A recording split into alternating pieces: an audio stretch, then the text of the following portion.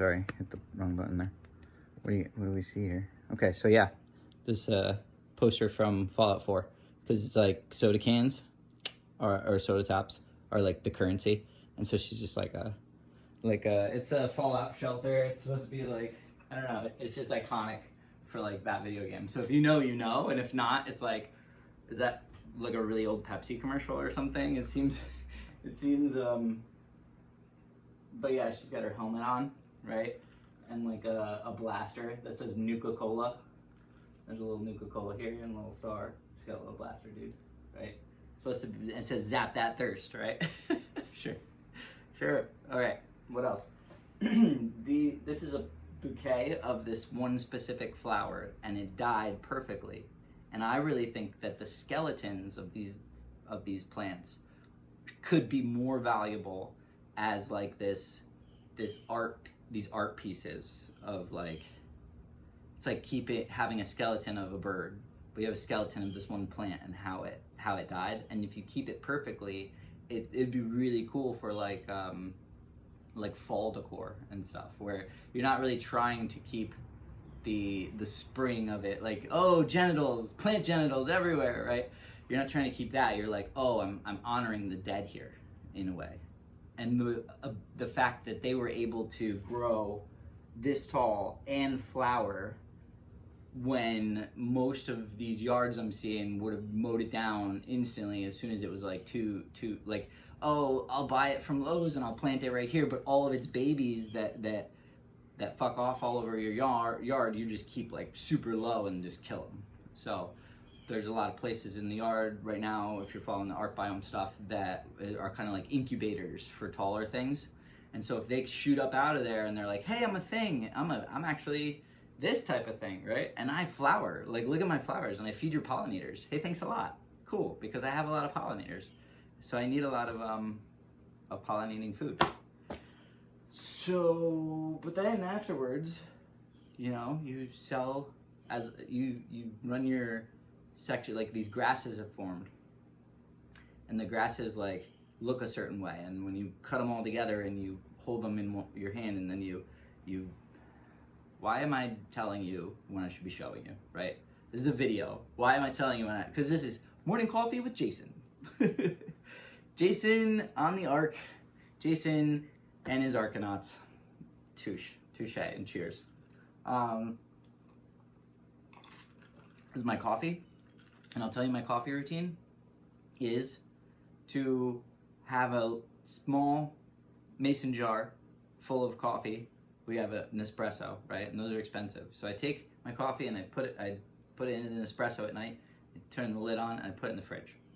That's one of my nightly routines, where I'm like, I'm gonna do a favor for future Jason. I'm going to do something nice for him. And you know what's nice, I think, is having coffee in the morning, right?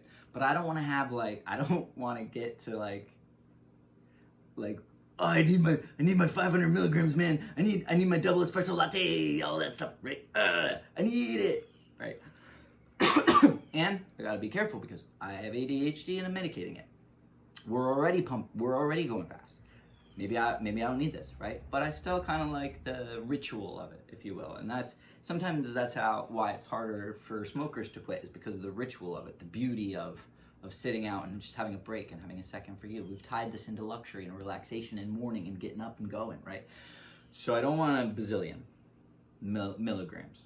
They've found out that 400 milligrams is like, if you go above that, you might overdose on caffeine, right? And I learned this when I was Mormon, that the teas and the coffees that they don't want you to drink is because, one, mind-altering substances, sure, but it's coffee, everyone's doing it, it's fine. Like, okay, how mind-altering is it? I don't know. But the other part was that the stomachs of these ancient it was like written down that you don't drink coffee because it tans your stomach, it like hardens it a little, I guess. True or false, I don't know, but that's what I heard. So I have the mason jar, and I take this, and I go up to my fancy fridge where I push my cup into it, and it's like, let me produce ice for you, right? So it produces ice, I push the button for water, hold it right there, it goes, boop, and I fill it up halfway, like 3/4, right? That's a lie. I push the ice in, and then I take the coffee, and I pour a little bit of coffee, like a splash of this coffee. Like a whole coffee that normal people drink, I do like a splash of this coffee, microdosing caffeine, right? And so then I fill it up the rest of the way with water, and that is my coffee. And usually it is not in this cup. It is in a hydro flask, which I was blessed to receive as a gift once, with a metal straw, because I really like the way the cold feels on the metal. We used to have these cups that were metal like that, and they would retain the cold. And so when you drank on them, that your teeth, not your teeth, but like your lips felt the cold. And it was just a cool experience. So I like that, and it transfers into my metal straw, right? But the hydro flask doesn't sweat in the summertime. This baby will just like, I don't know, it's almost like every liquid in here was trying to get out, and it succeeded by osmosis through the fact that it's hot out and this is cold, and it's like shit's happening here, science is happening here as this water comes out, right? So I use the top of a candle that this isn't a candle, it's like a pasta, like a 4 tiered different sized containers, but the one broke, right? So we're using the glass as fragments of glass to put in these strips of concrete upward, like jagged like this, around our chicken coop. And then I'll build up a little stuff, but it's basically like little things, like raccoons, foxes, other cats, coyotes even, but like we want to get chickens. We want to get chickens. And so I'm trying to broach the subject with my neighbor and just be like, the 94-year-old here, right? And I love her. She's great. She just gave me cookies because she asked me last time I was there if I liked oatmeal cookies, and I was like, yeah, I love oatmeal. Actually, those are my favorite cookies. And so she made me some, and got me some and gave it to me. And she gives the dog bones and stuff like that, and she's just so sweet, right? And she's old, born in the 20s ish, right? Like right. So yeah, I'll try to learn a lot from her while she's here. Try to give her some energy to keep her here, like do some stuff for her and everything. So where did that come from? I don't know. Chickens. Oh, I'm trying to get her to give me just like a 4-foot strip or 5-foot strip of her yard that she just mows, like she just has to get mowed. But if she gave me a 5-foot strip of her yard, we'd bump up to a whole acre, and then we could have 30 chickens if we wanted. But right now, I just feel like it'd be fine if we had 3. Like, we're just gonna have like 3 to 6. And I just don't want the township to be like, can't, because like anything less than an acre, and they're like, no, you can't. And I think it's because lots less than an acre are considered residential. I didn't think we were in a residential spot. Like I didn't know Pennsylvania, but I thought we were out. But like my neighbor's right over there, and I don't really like that. Like I hate, this is too close. It's too close. Like I can't help but know when they're home from work and when they're not, and when they're fighting and when they're not. So I know they know when we're fighting, or when our TV's too loud, or they're too deep, like their dog's barking, our dog's barking. What's happening? Are you yelling at the dog? Like everything you can hear, right? You can't not hear. Like you'd have to be like literally deaf to just. And she's deaf, the 94-year-old. Sometimes I'll be like, I didn't hear you, so I make her feel better, like I'm deaf too, because I am a little deaf, because I worked at a nightclub for 8 years. And the DJ was, I think, deaf. And so he just like the boo, boo, boo of the sound. And so sometimes you could barely even hear the words, but your ears were going boo, boo, boo, boo. Like, and the glasses were moving off of the counter and like dropping. Like, I might have some ear problems. But at the same time, I stopped cleaning them out with Q-tips. So that's been great. Sometimes I'll just like them out. Like you can like create pressure and just like pop them out a little on your own. Do that a little bit. Keep them clean. And I try to make sure that when things are loud, like I try to minimize the things that will just like, right? What feels like the worst right now for my ears, the worst thing that's it, is when Virginia gets out of the car out of the passenger seat to go like inside to a store or something, and she just like slams the door, right? And it's not on purpose because she's not mad even. She just slams doors. Like she's very like ball, right? So she's like, and it's like a concussion, and it hurts my ear. And so I'm like, don't slam doors. And she's like, I'm trying. So she's I guess she's figuring it out. This like situational awareness and spatial awareness ties in with like emotional awareness and like all this other stuff. So. And then why do I feel like I need to be the one to awaken people? It's because I am stuck in I am an awakened person. I wake myself up all the time because I stupidly started playing this thing called the game, where if you think of the game, now you have to tell people about the game, and then they're infected with the game, and the purpose is to take about a half an hour to forget that you're playing the game, and then when you remember, you have to be like, oh shit, that game, I just thought of it. And when you think of it, you say it out loud, and you have to say it out loud. You have to announce that you have remembered it. Does that make sense? So there's moments where I'm just like, oh, someone will say like the blah blah blah in the game, and I'm like, fuck, I lost the fucking game. It's just called the game, right? So, but then tie things to that. Be like, oh, wow, I've woken up from this game quite a few times actually. Where was it? You know what I mean? Like I remember this, and then you're like, wait, like you can like at any second for free, you can just call yourself back to the present moment, and that's what meditating kind of helps with me. It's like I can bring myself here because I don't have to fear the thoughts that are coming here. I need to back up and look at the thoughts that are happening. Preach. Coffee with Jason. How long are these going to be? Coffee with Jason. I wasn't going to keep this name. I was going to get rid of Jason. I was on the fence though, because I was like, is it like super too trans of me to be like, I changed my name when I was 12 as a Power Ranger. Like I basically was a Power Ranger, right? 12. That would be 10 and 8.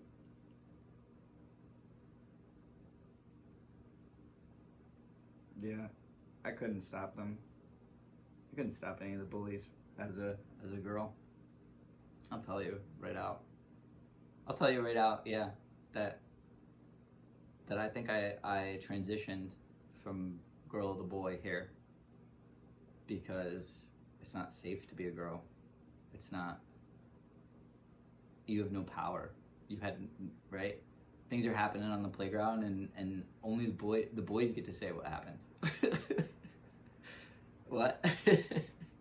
So when I pretended to be the boy or the dad or stuff like that, all of a sudden I had power. It was crazy. Also, I was told.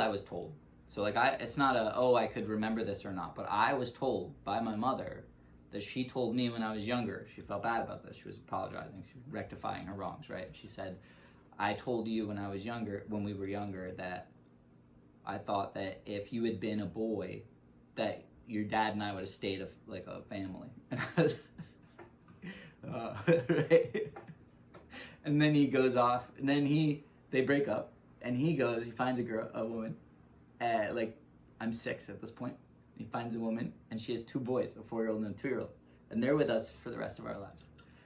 And they become my brothers. I just met them again at one of their baby showers. I was invited to because we recently connected, and the other one was there that I hadn't talked to since I was 16, like 16, I think. It had to have been. I was 12 when I started being Jason online. I was 12. I remember because my mom was dating a guy in Rochester named Paul, which is weird because my dad, Paul, married a woman named Loretta. That's the mother of these 2 kids, and my mom's name is Loretta. She was named after Loretta Lynn, and she goes by Lori. And then she was dating a guy from Rochester, which is where I would eventually end up for the next 10 years. But like 3 years before that, she's dating this guy named Paul. He's Mormon. He's got 2 girls, a girl and 2 boys.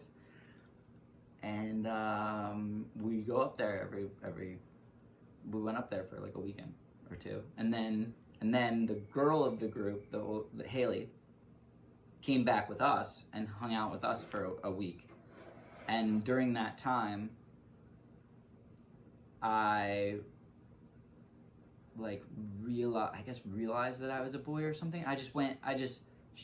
Somehow I found out about LDS chat, right? We're Mormon at the time, all through my high school career. And I find out about LDS chat, right? And I go in there as a female the first time, and it was, I don't know, boring. It was just, I got the idea of the chat stuff. I was like, oh, this is cool, right? This is imaginative writing. This is like, I'm talking to people that I'll never see or meet. Who am I, right? And so I think I was with Haley at the time, so I had to sign in as Anastasia, right? Stasia, this cool, fun tomboy kid from in and around, 12 years old, yeah. No, not 12. Had to be 14. Whoa. Yeah, because 12 was my golden birthday, right? You're 12 on the 12th. Woo! And we lived next to a mattress factory, right up next to the woods that had a decaying bug, VW bug. It was a good house. But that was where Gabby's dad, my sister's dad, and my mom split up. So it's like a good house, but like it's also full of like me waking up at like 12 and like trying to hear what they're fighting about, because they're fighting very loudly in downstairs, and we can obviously hear. Like, we're all in a house. Like, if you think your kids don't hear you because you're downstairs and they're upstairs, you're fucking wrong. Especially if your voices are raised. Like, I know what my mom has always fought about, because my mom, because of her dad, is a very dramatic fighter. So everyone around you is gonna know what you're fighting about if you're gonna fight with her, right?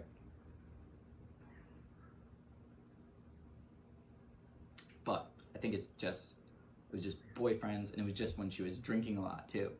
Now she doesn't drink. Now it's like she's just transcended out of drinking, right? This was a crutch in a way. It was like, this life isn't what I want, so I'm just gonna like fast forward with alcohol. You know, this life is what I want, right?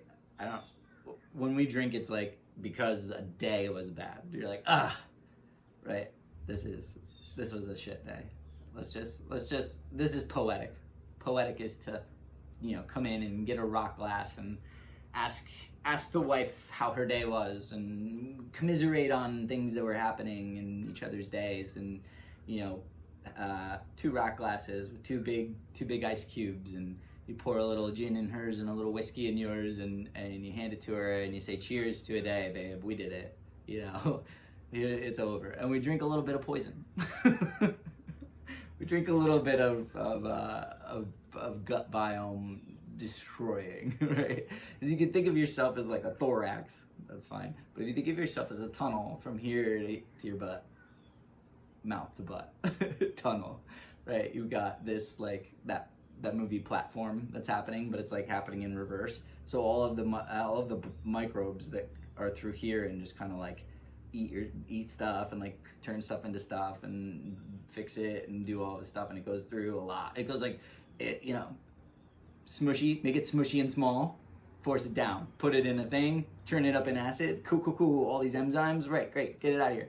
But that's a tube too, right? So they told me once that, not TikTok, but like wherever I learned shit before TikTok, told me that that if you should eat your vegetables first and then your meat, because vegetables take less time to go through your body than meat does. It like has to get processed more. Like, think of yourself as like a processing machine, right? So if you put meat and then you got a tube here, right? If you put meat in it and then you put the vegetables in it, that the meat taking so long to get through will make it so that the vegetables are like gross and collect different types of bacteria as they come down, and they're actually getting the whatever ate the meat is now having like this rancid broccoli because it's been in your body for 2 days like meat does, instead of like 45 minutes like food does. Right? I'm vegan, except I don't do my own cooking. So the only way that I am able to delegate that task for myself and free up the mind space to be able to do other things. I say that being like, what other, like, I've got to start doing the other things. And this is another thing.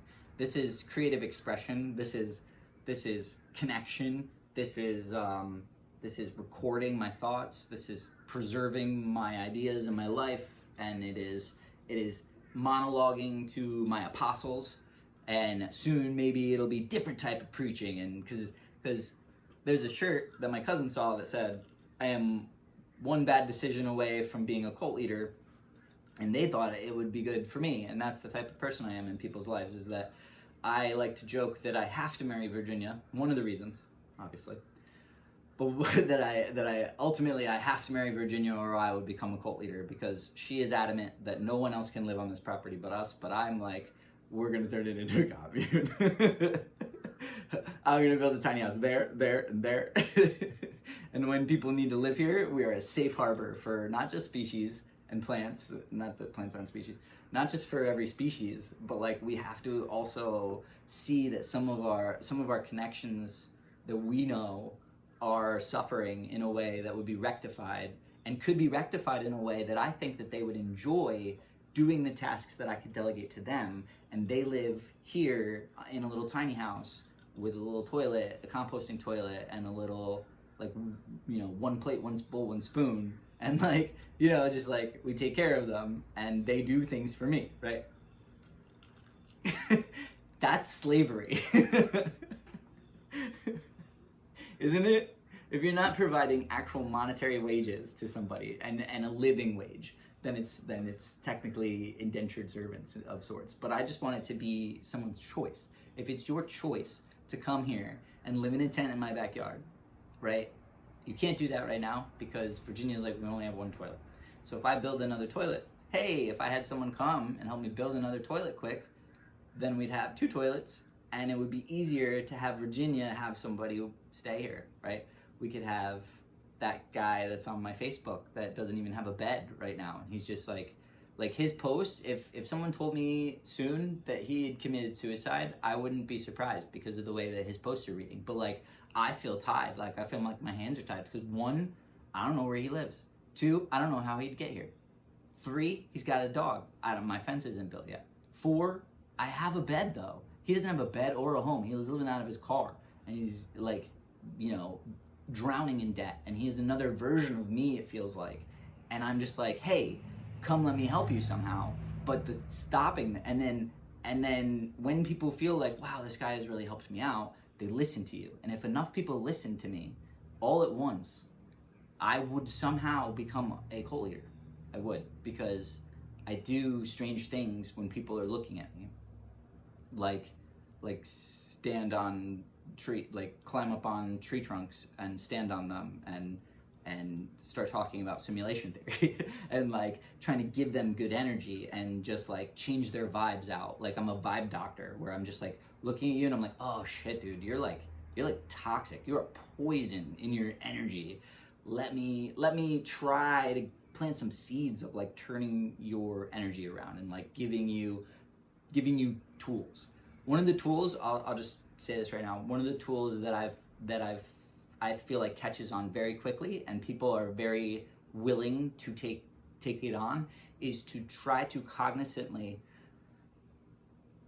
hear the first part of what you're about to say, and if it is the problem is, then I guarantee you're gonna talk about a problem. And when you're talking about problems, you're complaining. And when you're complaining, you're passive aggressively asking people to figure, you know, like you can vent different. Complaining is the root of an energy crisis. And so complaining, what was I saying before complaining? It was, if you're complaining, sorry, I took my hat off, all my thoughts went out, but my thoughts went out the top of my head. Can you imagine if that was true? This is my grandpa's hat. I'm very excited about it. And this is my shirt that I've had for a very long time because I keep it, because I wear it every May 4th. I also got this May 4th at a tattoo expo in Rochester. And then I got this one. That was a good one. I only went 2 years, I guess. Yep. I'll tell you about my tattoos quick, and then I'm not really sure how long I'm gonna make this. Probably maybe a half an hour. I think about a half an hour. Half hour in the morning. It's 10:30, which means that it's time to, after this one, I'm gonna plug my phone in and I'm gonna write out what I want to talk about these spiders, because there's mist in the air right now and it's catching on all of the spider webs, and so it's really evident of where these beautiful spiders are. And so like a typical spider, I'll show you over here, a typical spider, because we have some and I'll show you pictures or whatever, but like it makes this right, and then it dings off of that, right? You know what a typical spider web looks like, right? But these ones, they've turned it up like this and they've pinned it up, so they've got like this little like funnel tarp, and so when things are flying and then they go to fly toward up out of the bush, they get stuck in this net, and so it funnels them in, and these guys they catch it, they paralyze it, they stick an egg on it, they wrap it up in a ball, and they shove the ball up on this like like a trapeze, like you could walk on it, you know what I mean, like a tightrope, right? So it's got this tightrope and it's got this funnel, and right here the flies come in, they grab it, they put an egg on it, and then they lift, so you'll see these very strong strings, and then all the way down are just like babies that could potentially be there. And so most of them right now are looking at have 2 balls. One area I went to, one had 4 balls and 3 had no balls, and I was like, capitalism. Like, how did that happen? All these other ones have there's like 6 or 7 different little dudes on the top of these bushes, and they have like 2 balls, and it's great. And then right over the aisle, right over the thing here, there's a bush, and it's got 1 at the top with 4, and it's got 1, 2, 3 around the outside with none. So I don't know how that works there, but it's very interesting to find out and to try to find my place in it, right? To just be like, am I the destroyer? Am I God here? Because it feels like it. Because am I God, or am I the devil? Am I death, or am I life? I think some of my more merciful practices with species here creates life, yes, but sometimes, for sure, mowing, weed whacking, destruction, like clear cutting, like tiny deforestation, right? Like, don't think of deforestation as just like taking over the fucking Amazon, right? Deforestation is when my neighbor up there buys that whole hill that was covered in just nature and tractors it out and burns it and turns it into a cornfield. That is small-scale deforestation, and it's monoculturing, right? So here, my neighbor even is just mow. It's like this big, and it's brown. Like there's a clear divide between where I allow ground covers to happen, and the ground covering is so important because it keeps a carpet on your whole land, and it keeps everything like still, so the erosion is happening less, right? So you've got these creeper vines that plant in with an anchor, and then from the top they go like this in all directions, and these things grow, right? And then as soon as they hit something like a little rock or something, they'll just drop an anchor and they'll grow up over whatever it was. And so there's just vines and vines and vines of this, and then it'll pop up one little solar panel, right? And if it can, it'll go from that solar panel up into 2 solar panels, and then it'll go up into 3. So like in my backyard, we've got this ivy that just like grew to about 12 inches, and was like, hey, I live here now. And then when the grass came up through it, it like grew up in wherever the grass was. So it would just like grow up super tall, like this weird ivy topiary. And it's just wild to just like to witness and to just like take a minute in the morning and just walk around and do an assessment and just think. And so it's double-edged, right? Because I walk around and my brain is like, you gotta do this, you gotta do this, you gotta do this, you gotta do this, this should look like this is a project, this is a project, this is a project, cool. What should you do today while you're at work? What with your time right now? What should you be doing with your time right now?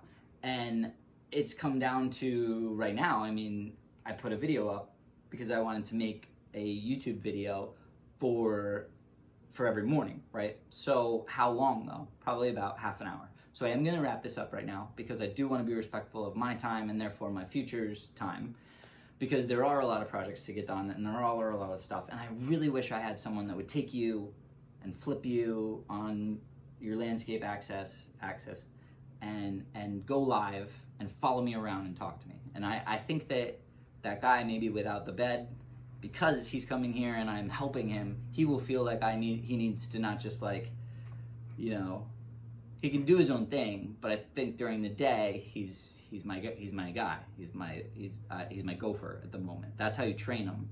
You gopher, and if things are going well with the gopher, you say, hey, do this and then check back with me, right? Hey, do this and then check back with me. And if you have any questions, like, I'm going to show you how to do it first. I'm going to show you exactly how I want you to do it. Don't do it any other way, right? Do this. When you're done with this, come back to me. Like, there's this one grass in the backyard that I really need to have smaller before it flowers, because it is invasive. It's very invasive. It's everywhere, but it's grass. It's called Japanese stilt grass, right? And it is crazy fast grower, but it is fluffy and it is soft. So I do like it, and I like the fact that each of the exhibits in the ARK biome's back there, by the way. We'll get a feeling. I'll give you a map next time and stuff like that. I just kind of wanted to introduce myself to YouTube again. I wanted to have some coffee, tell you about my coffee, tell you about my babe back there and my plans for when we just go back. Let's just go back. We can keep some of the technology, but like let's think better. Let's think more about the other species. Let's think about the people around us and tradings and things like that, right? I don't know where I'm going with that. I'm trying to wrap up because it has been a half an hour, and I want to be respectful of your time too. I want there to be a pairing of me in your routine. I would love to have morning coffees with Jason where it's a half an hour long, but when does someone have a half an hour to watch something? I think I'm going to aim it. I'm going to pick these 12 apostles and I'm going to kind of aim myself at them for a while. And then talk to just them and see how that works, because I think that some of the teachings of Jesus are a little more, you should be looking at how he marketed himself to become Jesus, right? So I think that there is a really good idea of having like 12, because then you are the 13th. And that kind of ties into me too, being the 13th generation American, where I'm like, this is the time, right? All these numbers are lining up for me. As soon as I was like, oh, what is numerology? And I just like learned a little bit, it like kind of became the game, right? Where you just lost. It's been a half an hour. So you really have to go tell people now that, but you get it, right? Thought of the game, had to say it, had to break time and say, hey, I lost the game too. So I have all these little triggers set up, like these little mines set up so that I can recenter myself if I need to, right? There's a wind chime hanging up in my walkway to the back of the garage here. And if I hit my head on it, I wake up again, because I'm like, how did you not see that? You know exactly where it is. When I am awake and I'm focused and I'm functioning and I'm walking to exactly what I need to do and I know where I'm going, my head literally just goes like this really quick and just misses, like as I'm walking, just misses the wind chimes. So if I hit the wind chimes, I know that I need to take a second and wake up. And I love that. I love that. Like, it's these little things about my life that I love. Like, I've set up this life that I love, and I'm waiting to just die. Because it's like, okay, you've got it. Like, you've reached what you're trying to do here. Then I'm like, okay, okay, numerology. What about, okay, astrology? Okay, this. Like, I am susceptible to conspiracy theories. Yeah, but I'm just, like, talking about them. You know what I mean? It's like, I know that, unfortunately, this life is actually really fucking boring. Like, if you strip everything away, it's like you're a species here that has gone through this evolutionary track, and now you're all hallucinating because your species is too big. It's global now. It understands that now it's in a solar system, and it understands that it is on this little thing, and we're fucking it up in ways that we cannot stop. We can't stop it. I'm in the back of the bus and it's going, and I can't reach it. Right? What would I have to do? What I would do is unfortunately the acts of the folks, the actions of the folks on 1/6, right, have made it so that you're feeling the ramifications, right? The people that would do this are, in the Democratic sphere, it's like, oh my God, they're monsters, right? And then even in some Republican people are like, oh, they went too far, like whatever. But those people are the ones we would need if we wanted to overthrow our government. And it doesn't have to be about Trump and elections and shit like that. We need to just be sick of it. We need to pull together the gusto that we had for Occupy. And we need to link arms with our fucking Republican and Democratic friends, and these people need to just like storm shit, and these people need to have their back and set up a line around. And like you had like 8 hours before the military got there, and I think that if it's about taking the country back from this political fuckery that's happening, right? This media marriage, this or it's time to get on YouTube and start becoming a personality again, because maybe what keeps you from being destroyed is that your followers would be pissed and they'd find out, right? You can't kill if you kill somebody and knock them out, they have an idea and you kill them, right? And they didn't do coffee in the mornings with Jason every morning, and all of a sudden they're gone, and now somebody's gonna make a documentary about you, and you fucked up, Mr. FBI. I don't know, it's not FBI. Who is it? Right? I was listening to Is It a Cult? That was a pretty good podcast. I like that. We listened to is Bachelor a cult? Is Disney Adults a cult? Is Trader Joe's a cult? Is like MLM's a cult? Like that kind of stuff. And they're very cool. I like the way they talk. I should recommend this to my mom because she's driving cross country right now. I just spilled coffee on my desk, and my desk, I have done this on purpose, but it is like a very, very nice, unfinished, like IKEA style, just like soft board. You know what I mean? It's not wood. It's like sawdust got glued together and like pressed. And so I like to make it in my head be like, there's no water, like, right? I use the top of a candle thing as a coaster. Okay, 37. I can't expect an hour out of watchers, and I can't expect that YouTube will take a 37-minute video. Thank you for riding along with me. I got about 20 minutes to myself here before it's 11, and I will kickstart my day. My brother is a Mason, Shriner Mason, yeah, and he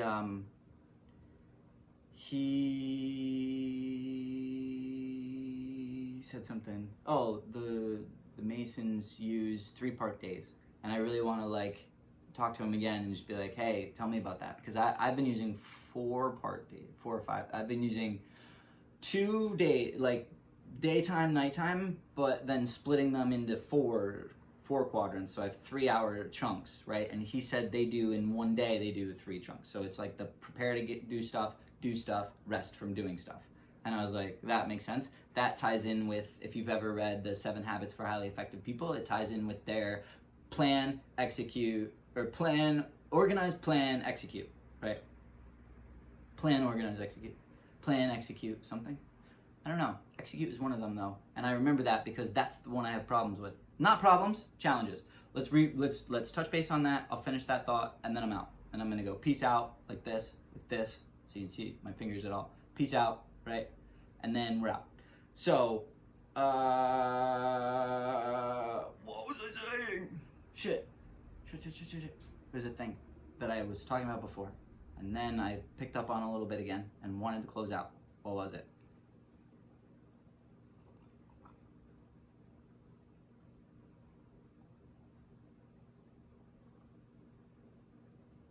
Thinking about it is making it so I can't find it. I'm like trying to rewind here. But I just looked and saw that it's 40 minutes. So let me just commit to 45 and I'll think about it for a second. Action. Oh, got it. So starting off a sentence, this is the thing that I've given to people and it has changed their life a little bit, and just being cognizant of it, right? Like just tie it to your mindfulness practice, tie it to your life, right? And it is to, if you're starting off a sentence with the problem is, the rest of that sentence is going to be a problem. And a problem seems like something that is unfixable, unchangeable. It's just like bigger than you can handle. And sometimes just changing, just catching yourself and being like, actually, this is not a problem, it's a challenge. And saying the challenge is, can inspire you to rise to it, right? It can be like, that's a challenge, I accept.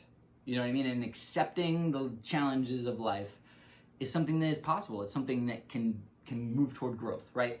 So you've got the problem is versus the challenge is. And so if you just change that for yourself, that could definitely just spark some stuff. It could change some stuff, right? So I've been Jason this whole time. Only like parts of you get that.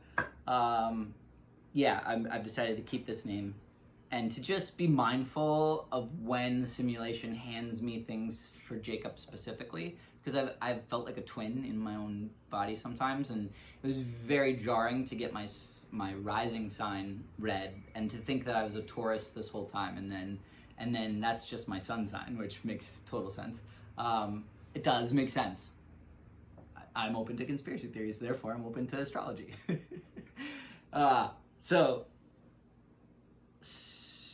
So I'm a Taurus, but my rising sign is a Gemini, which makes sense because when I first came out as trans, I didn't come out as trans, I didn't come out as a man. I actually have poems written about the fact that I didn't want to be a man, right? I knew myself as being two-spirited, that I had everything that I needed. I had the bridge between these two things, and I was the witness. I was actually powerful here. I had shaman-like capabilities of explaining to people who were segregated by genders the things that were segregating them by genders, and then, right, two-spirited. And then I went into the online world, and the online world got more and more, and then it got a little like shitty, right? It got a little shitty for a while. And so the shittiness on there made me feel like being two-spirited as a 13th generation American, but being a white man, and now being a man, or being not a girl. What am I gonna do? What am I doing here, right? It was cultural appropriation, I was told, and I was a horrible person for culturally appropriating the two-spirit shaman-like stuff of the Indians.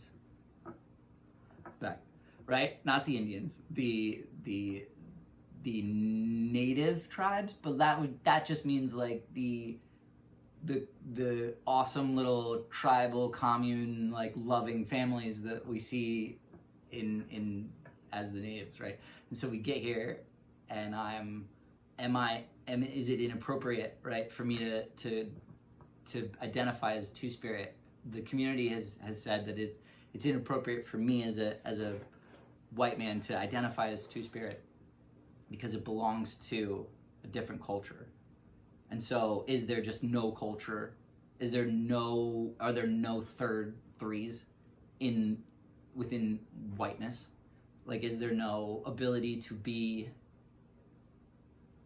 have been both, right? And what does that even look like? I remember someone telling me that once. It was like, yeah, when you transition as a trans man, you have something that you look at and you've reached that goal. But as a non-binary person, we are just expansive in a way that is like, what do I look like? And it ends up being like, what do I look like, right?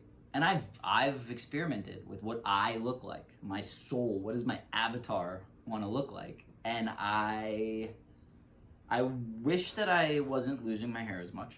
However, I subscribed to being male, and therefore that is something that happens as they age. I wish that I hadn't had a botched top surgery and that I felt more comfortable, and I felt that there was a purpose to toning and working out my body because I had been doing it for vanity's sake and for photos and things like that in the past. And so now I'm getting into the fact that I can work out my body for the strength of it and the balance of it and things like that, and I want my body to be able to function. However, the top surgery that happened was up here has been removed breast tissue wise, but down here has not, and it ties into my brain of being a fucking two-spirited person. I still have half literally half of my breast that I tried to remove. And so I've tried multiple times when I was younger to have revisions, and now it feels like potentially I could hand this task off to this woman that I am engaged to, because doing these things for a boyfriend is different than doing these things for a husband, she says. So now that we're married, I can say, hey, will you make me this appointment? Because she doesn't feel weird calling in and being like, I need to make an appointment for my husband. But before, it was weird being like, I need to make an appointment for my boyfriend, right? And at our age, 30, 35. So there's a promotion that is happening in our lives where we are both promoting ourselves in title, and therefore saying that we together as a duo are going to get us to the future. And the future for her is that she wants to have little babies. She wants babies. She is within her nesting period of life, and I will know her. I'm committing to knowing her for the rest of her life, right? So, and I'm just like, it's an honor to know you when you are so young, right? We will go through many stages of our life, because I myself have been through so many stages of life. I've been through 2 puberties and a menopause, and then a second menopause, and then an actual menopause where all of my shit has been removed. And so now I think differently about things. It's not that I don't want children. I want to give my wife children. But I can't give my wife children. So, not like hand her a baby, right? But I can't give my wife kids. So, and I can't carry the kids anymore, which I would have been into. I think now as an adult, as a functional human being, having gone through my Jesus year, and now I'm 2 years old and excited about the world, and have learned and compartmentalized the 30 years, and now I'm in AD, right? And so my AD period. And yeah, that's about it. I'm gonna stop because YouTube, I don't know how long it'll take, but I have a 45-minute video here. So I am gonna stop, but this has been Coffee with Jason, and I'm excited to be on YouTube again and to see you guys, because if you look back a little bit, I did a couple oh, this is my first T-shot, I'm so excited, blah, blah, blah. But it was really cool to be trans at the moment that I was becoming trans. I was the first transitional trans man of Rochester, New York, and now we have a bazillion. We have everything, right? And we have, so that's a big title. It was a little culty. Tilt nightclub for a while was a little cult. So, and the people that went there were, yeah, and we were all characters, and it was a time. So, until I met a vampire and decided that I should just marry another I should marry, not only date, but I think I should marry a vampire. What was I thinking? What?